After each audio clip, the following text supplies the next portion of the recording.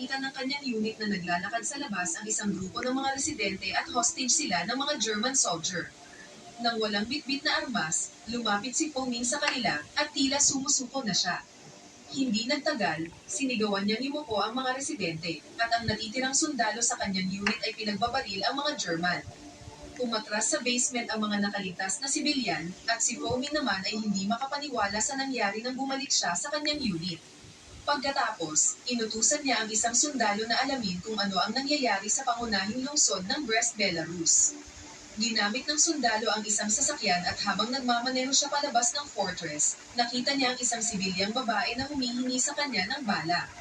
Sinabihan niya itong sumakay ngunit may biglang sumabog sa kanyang likuran, kaya bumalik ang babae sa loob ng bahay.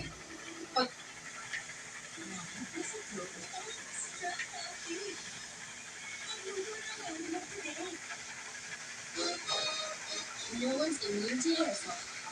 My hair gets its daily dose of provided with Pantene, formula with Caroline 85, strengthens hair and helps build hair fall immunity for 10 times less hair fall than Pantene.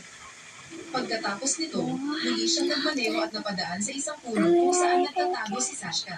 Pumasok si Sashka sa bahay upang hanapin ang kanyang kapatid at lumalabas na doon sila nakatira noong hindi pa nagsisimula ang digmaan. Nakita niya dito ang dalawang survivor, isa dito ang babae kanina at nagtanong kung nakita ba nila ang kanyang kapatid. Ilang sandali pa, pinaputukan ng mga Germans ang bahay at sinabihan ng lalaki si Sashka na umalis na sa lugar. Tumanggi si Sashka noong una, ngunit sinabihan siya ng lalaki na isa itong utos kaya wala na siyang nagawa kundi sumunod. Nanatili ang dalawang survivor sa loob at nagkasundong hindi sila magpapahuli ng buhay. Kalaunan, pinatay ng lalaki ang babae bago binaril ang kanyang sarili. Samantala, nakarating na ang sundalo sa may labasan ng fortress ngunit hindi siya makadaan dahil sa mga bangkay, kaya nagmaneho na lang siya pabalik. Upang labanan ang mga tangke, hinarap sila ng unit ni Sergei sa pamamagitan ng paggamit ng mga explosives bago sumugod patungo sa mga German soldiers. Pagkatapos ng labanan, nahanap ni Sergei ang isang sugatang batang sundalo at tinanong ang kanyang pangalan. Sinabi ng bata na Akino ang kanyang apelyido at nabunyag na siya ang nakatatandang kapatid ni Sashka. Pagdating ng gabi, nagsagawa ng isang funeral si Sergei habang inililibing nila ang kapatid ni Sashka.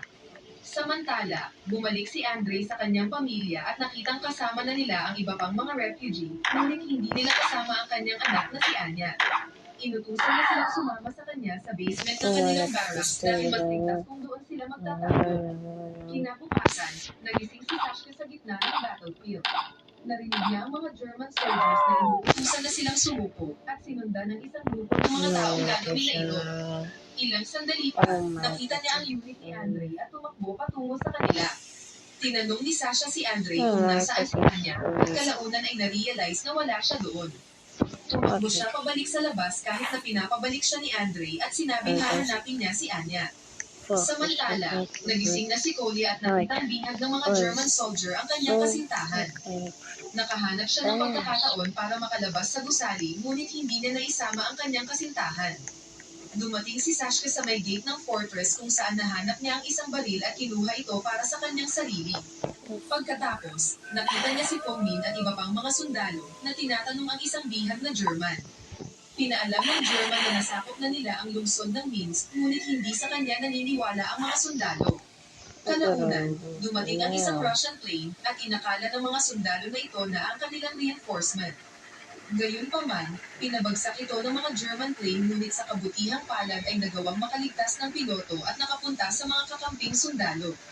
Pinaalam ng piloto na wala nang darating na backup dahil nasakop na ng mga German ang syudad ng Brest at ang natitirang hukbo ng Russia ay papunta na sa lungsod ng Minsk. Sa sumunod na araw, nagsimula nang magkaroon ng problema ang mga sundalo lalo na sa mapagkukunan ng maiinom na tubig. Bagamat nakahanap ng tubig ang unit ni Sergei, hindi nila ito paaaring inumin dahil meron itong gasolina. Sinimulan ni Po Min ang isang utos at sinarado lahat ng mga natitirang sundalo para sama-sama silang umatake. Inutusan ni Po Min ang dalawang sundalo para ihatid ang utos na ito at hindi pinansin ang pag-volunteer ni Sashka. Dahil gusto niyang makatulong, inutusan niya ang bata na magdala ng isang canister ng tubig sa mga nasugatan. Sinunod ni Sashka ang utos at